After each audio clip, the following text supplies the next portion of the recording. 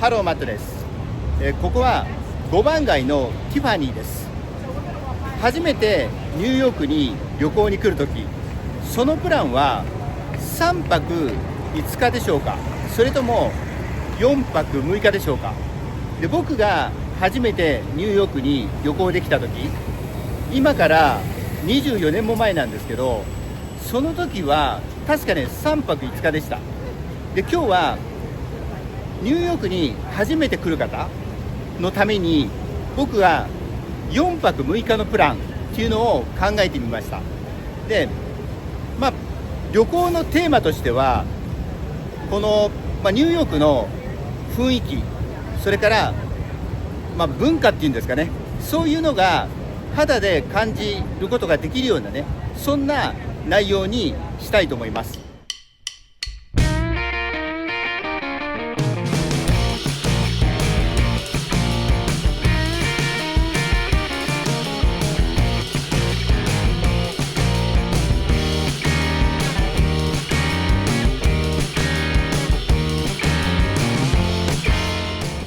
今僕はね、ミッドタウンに移動してきました。で、僕の初めてのニューヨー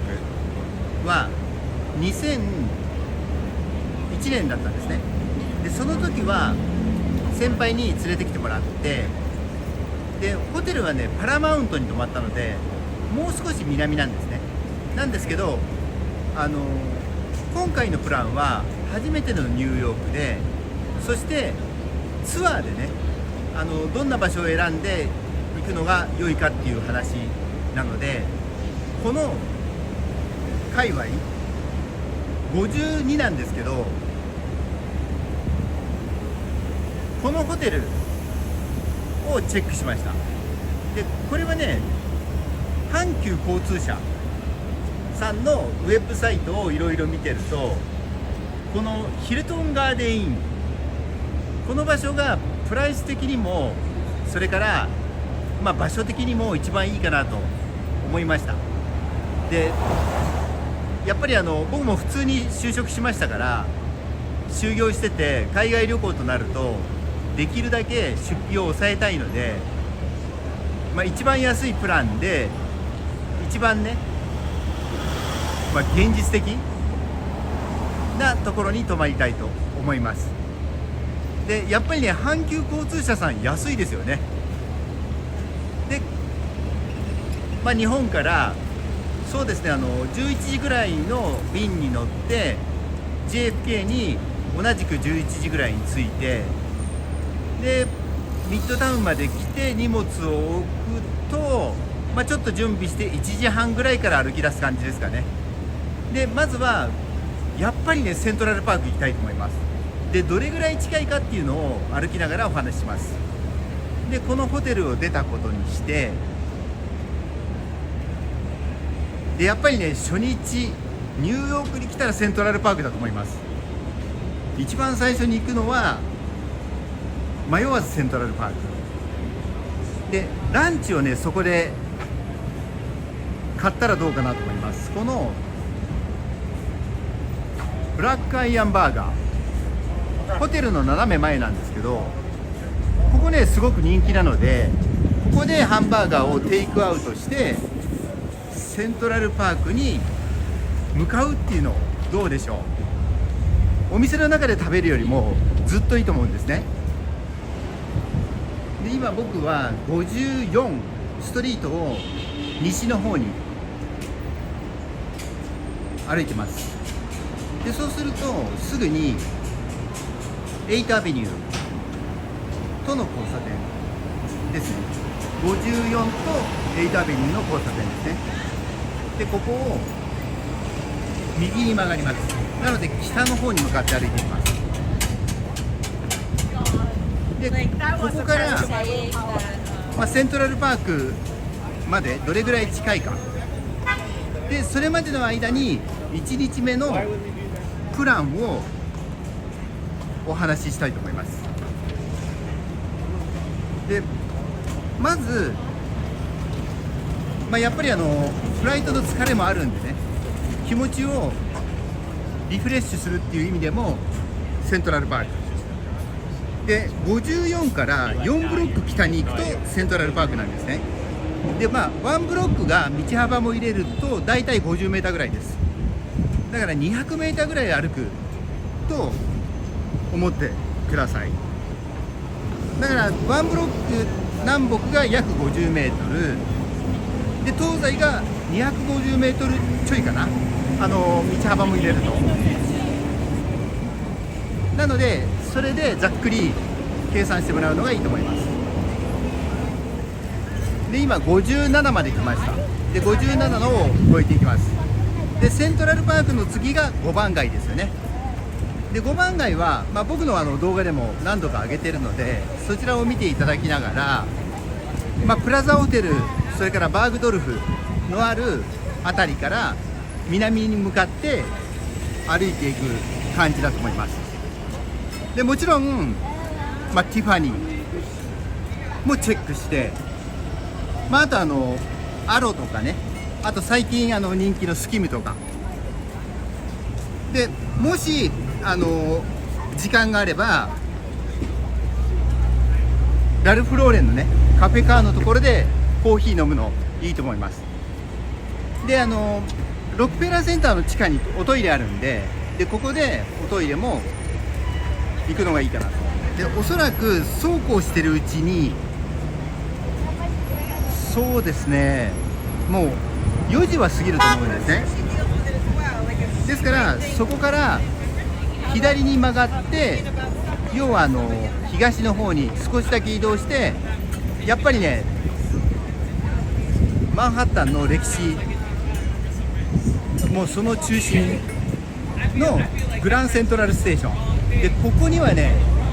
行きたいですね。なのでここに足を運ぶと。でまた5番街の方に戻ってきて、でそうすると、49ストリートの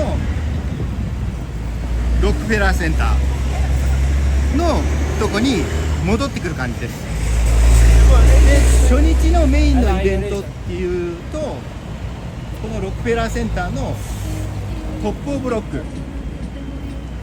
に登って、せっかくなんでね夜景見てみるのがいいと思います。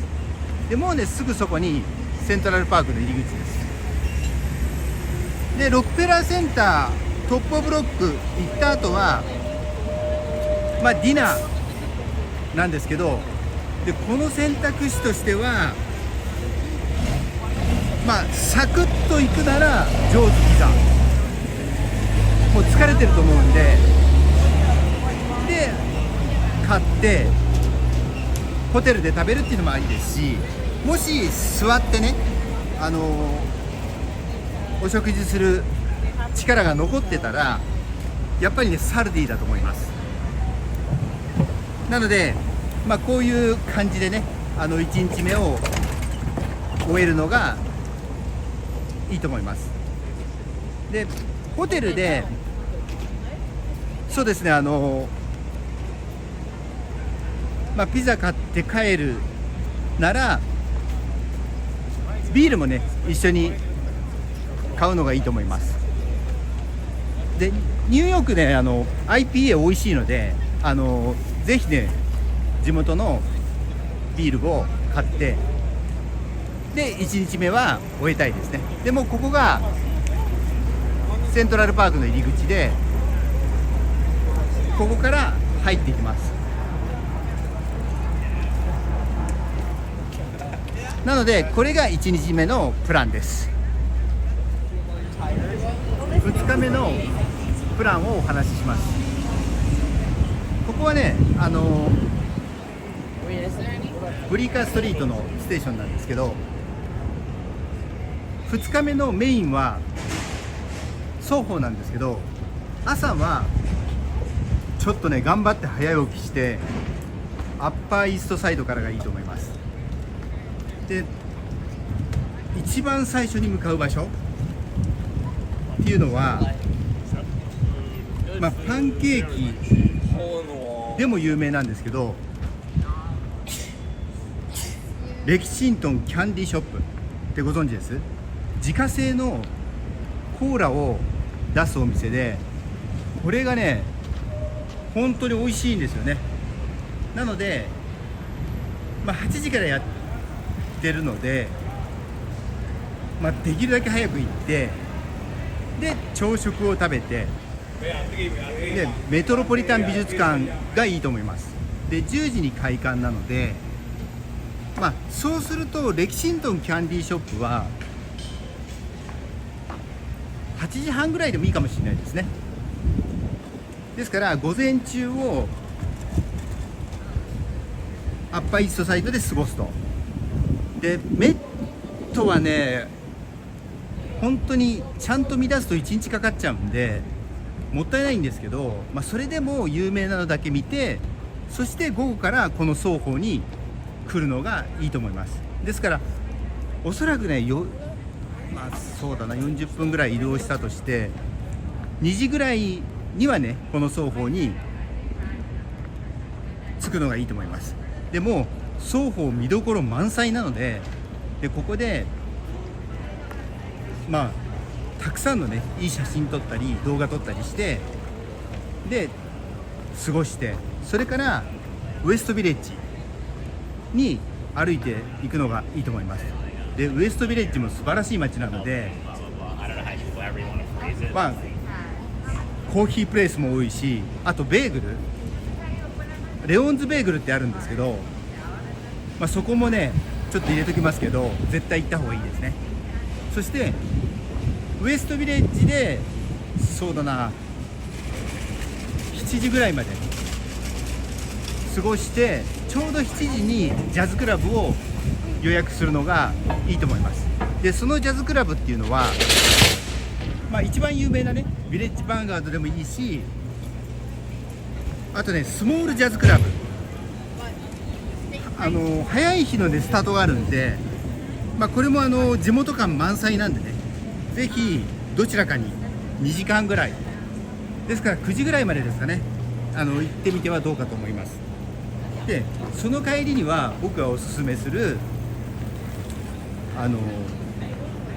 ビールスポット、ブラインドタイガーに足を運んで、ちょっとどれぐらい混んでるか、いつも夜のバーにね行ってみるのがいいなと思います。ですからこんな感じで過ごす。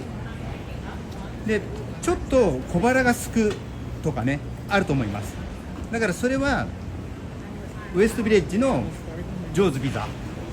スパイダーマンで主役の子がピザのお届けのアルバイトしてたところですね。でウエストビレッジの店が本店ですから、なのでこんな風に2日目を過ごすのがいいと思います。いよいよ3日目になりました。で今ね、ここはパラマウントホテルの前から撮ってます。でパラマウントホテルっていうのは、タイムズスクエアに近い場所にあるブティックホテルなんですけど、46にあります。でなぜここから撮ってるかというと、僕がね初めて来た時24年前はここに泊めてもらいました。ですから今もねここの前を通ると思い出しますね。確かに1階にディーン&デルーカ入ってたと思います。でディーン&デルーカは日本にはあるんですけど、だいぶ前にニューヨークは店舗なくなっちゃってますね。でそんなことを思い出しながら、で今日の3日目に関しては、ブルックリンを中心に回って、そしてブロードウェイのミュージカルを見るっていう、そういう日にしたいと思います。で朝一は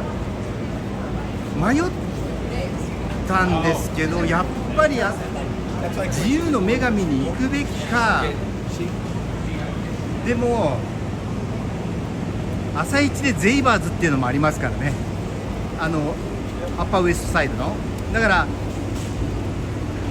王道は自由の女神でしょうけど、僕が自由の女神に初めて行ったのは初めて来てから23年経ってからなんで、自由の女神って書いておきますけど、人によってはアッパーウエストサイドのゼイバーズ、で夜はミュージカル。これねハミルトンですよ。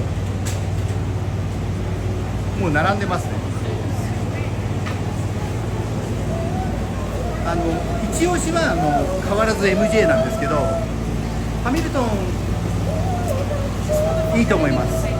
いいと思いますけど、初めてのニューヨークはちょっと違うかな。で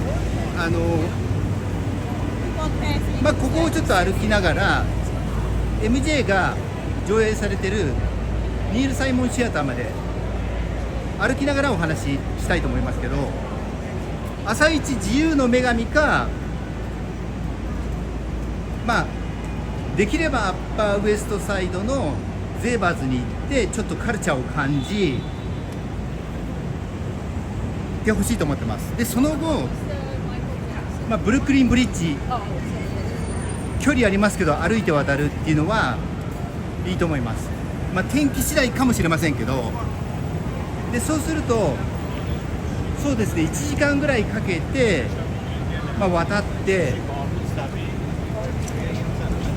どうでしょう、13時ぐらいにダンボに着くと。でダンボで、食事したり、そうですね1時間ちょい結構見どころありますから巡って、でちょっと休憩してっていう過ごし方をすると。で食事するにあたってエッサベーグルとかね入ってるんですけど、それはねダンボのお店多分ねそこで作ってなくて持ち込んでると思うんですね。なのでちょっと食べるとこ吟味してね、それで行くのがいいと思います。ちょっと今日もなんかやってますね。これはねここだけで別途動画作ってもいいですね。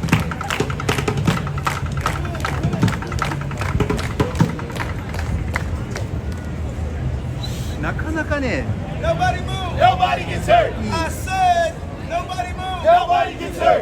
いいタイミングで始まらないんで、ちょっとロスタイム大きいんでね。でダンボが終わると今度ねウィリアムズバーグに移動して、ですから3日目は、お昼から夕方までまるまるブルックリンっていうのがいいと思います。でホテルに1回戻ってきて、でそうすると多分ね5時ぐらいを目標に戻ってきて、でブロードウェイのミュージカルが、6時とかねそのぐらいから始まりますから、ですからちょっと休憩して、それでミュージカルっていうのがいいかな。大体ねそう16時って今言いましたけど19時か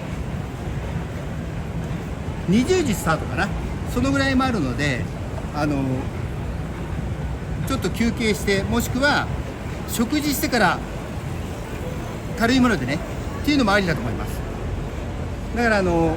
の界隈で食べるとなると、クイックに食べれるとなると、例えばジュニアスとか、ニューヨークチーズケーキの始まりのお店なんですけどね。なのでミュージカル見てからでもいいですけどね、その辺はねフレキシブルにと思ってます。では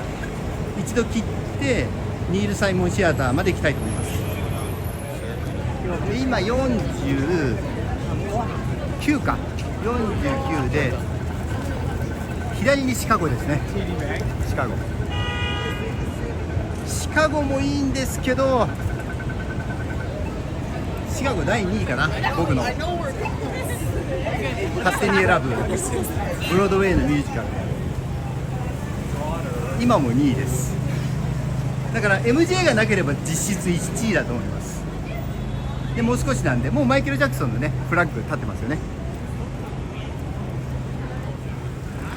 で50を超えるとこですごいですね、マンマミーヤのね大きな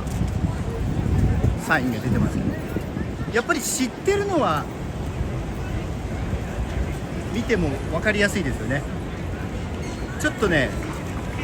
これも選択肢でしょうね、マンマミーヤなんですけど、このままいけますね。で今51まで来ました。で左を見るとスターダスト、ヘレンズスターダストですね。今日も行列すごいですね、並んでますね、あっち側で。52まで来ました。でここを左ですね、だから西の方に行きます。あ、そうそう、このアンジェリーナ意外に美味しいですよ、ここイタリア系で。そうするともうすぐそこがサイモンって書いてあるんですね。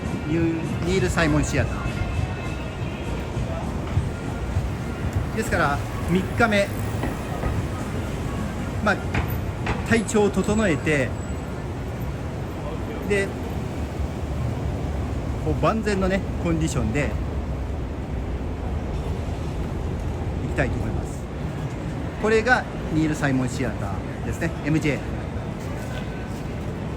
今中途半端な時間なので並んでませんけど、なのでここが2日目の、なのでここですね。あっちでも並んでるか、並んでますね、少しだけ。なのでここが3日目の、メインイベントですね。ですからここで最後楽しんで3日目が終わります。いよいよ4日目です。でもしね3日目4日目の中でぽっかり時間が空いたら、ここはねいいと思います。ニューヨークパブリックライブラリー、ブライアントパークですね。ここはねすごくおすすめなので、ですけど今回のねコースにはどこも組み込んでないんですね。ですけど2回目のニューヨークっていうことがあったら、ここはね来た方がいいと思います。で1回目でももちろん時間が空いたらねぜひねちょっと立ち寄りたいですね。で4日目、4日目はね西側を完全制覇ルートを考えました。でも曜日によってなんですけど、朝ねユニオンスクエアのマーケットに行ってみると、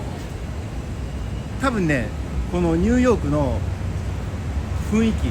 ていうのが分かるかなと思います。ただあんまり早く行くとまだねお店がオープンしてないんですね。でよくねガイドを見ると8時からとかって書いてあるんですけど、9時だったかな。やっぱりね始まる時間のそうですね1時間ぐらい後から行った方がお店が開いてますね。だから4日目はユニオンスクエア朝一で行くのがいいと思います。ただユニオンスクエアがね金曜日と土曜日かな、月水金土かな、開催される日が限られるので、日によってはアッパーウエストサイドのゼイバーズ朝だけ行くっていうのはありだと思います。でそれから、西側完全制覇ルートなんで、一番下まで降りてワールドトレードセンター、ここに11時か12時ぐらいまでに着きたいですね。でそれから、やっぱりハイラインは歩きたいと思います。でもちろん時間があれば時間がなくてもホイットニー美術館で、ここはもうニューヨークらしい現代アートの宝庫なんですね。なのでホイットニーに行って、でこの辺でねランチっていうのもありだと思います。例えばハイラインの入り口の近くにあるパスティス、ここはねすごく素敵なフレンチ系のねお店なんですけど、パスティスなんでその名の通り南フランスのちょっとテイストがある、アブさんとかパスティス、ペルノ・リカールのブランドの名前にちなんだのかな、そんな気がします。でこのパスティスは昔ね 4,5 年前かな、僕お店に行って、でお店の人といろいろ話してた時に、僕が訪れた日の前日にテニスのねマリア・シャラポワが来たって言ってました。だからそんなお店です。でそれからいよいよハイラインを南から入って、で終点のハドソンヤードまで、約 2.5 キロ、これを歩き切ると。でその間にもちろんチェルシーマーケットも立ち寄って、でハドソンヤードの最後に展望台ザ・エッジ、それからハドソンヤードぐるっと見ると結構時間かかっちゃうんですけど、そうですね、やっぱりベセルなんかは外せないと思います。で多分ねこの辺までで5時ぐらいになっちゃうと思うんですね。ですからひとまずここで終了して一度ホテルに戻って少し休んでからディナーにね出かけるのがいいと思います。ですから4日目のディナーなので最後の日のディナーですよね。これねこんな感じでブライアントパークなかなかいいですよね。いつもねたくさんのね人がねここに集まってます。ですからディナーの前にブライアントパークちょっと寄ってもいいですよね。っていうのは今日のこの4日目のディナーの場所はブライアントパークのある41、42から南にあります。なのでブライアントパークを背にして南に歩きます。だからブライアントパークで2、30分ちょっと座ったりして、でそれからデ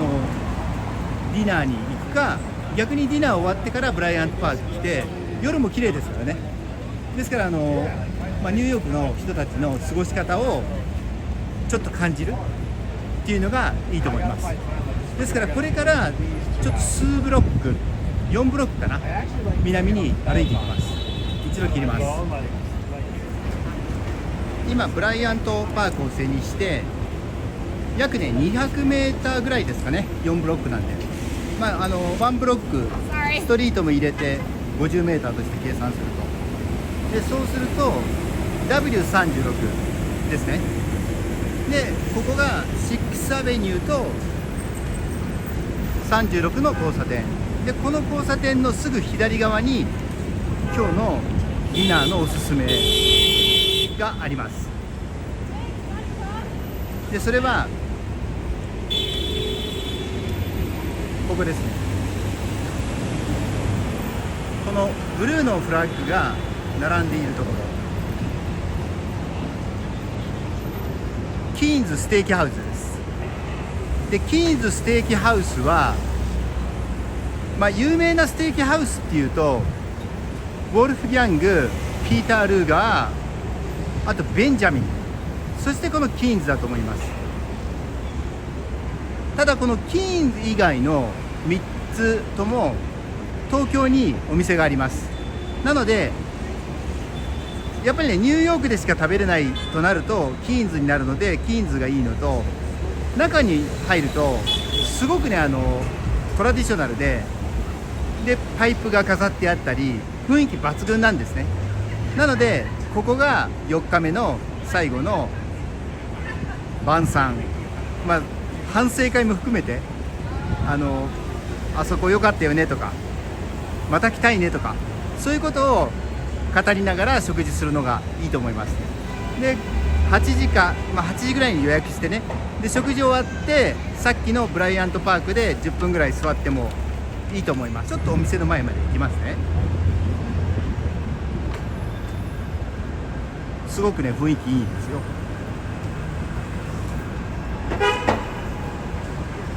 こですね。なので一度切ります。ここね57ストリートステーション6アベニューを歩いてセントラルパークに向かってます。でいよいよ最終日の朝です。でお昼の便で帰ると思うんですね、13時ぐらいに。そうすると最終日は、朝起きて電車でっていうか地下鉄でねどこかへ行くっていうのは非現実的だと思います。泊まったりするとか、あと2時間前に行かなきゃいけないってことになるとそんなに時間がないので、もう歩いて行ける範囲で行動する。でその朝一の僕のおすすめがここです。ここですね。これねちょっとバス来ちゃったけどワンホテルです。ワンホテルっていうのはもう超おしゃれなホテルのグループなんですけど、このワンホテルの1階に朝7時からやっているジェムズっていうカフェがあるんですね。でそこで朝食を食べるのがいいと思います。で多くの人は、朝食っていうと、有名なサラベスとかね選ぶと思うんですけど、でもこのジェムスで朝食をとって、そしてその後にやっぱり最後にねセントラルパークに行くのがいいと思います。でもうねすぐそこセントラルパークなんですね。このワンホテル、アーバンフォレストって言われてますけど、ちょっと緑をね配してあって、ワンホテルセントラルパークっていう場所なんですけど、セントラルパークに最も近いね新しいホテルって言われてます。ただ最近すごい高いんですよね。後でちょっと値段見てみますけど、なのでジェムズで食事をして、そしてセントラルパークに行って、この辺でねコーヒー買ってもいいし、あとルパン・デ・コーティリエンがすぐそこにあるので、なので、最終日もね、せっかくなんでセントラルパーク、初めてのニューヨークはセントラルパークで始まって、セントラルパークで終わるのがいいかなと思います。本当ね近いんですよ。最後の朝になるんですけど、ここから入ってもうそこにリスいますからね。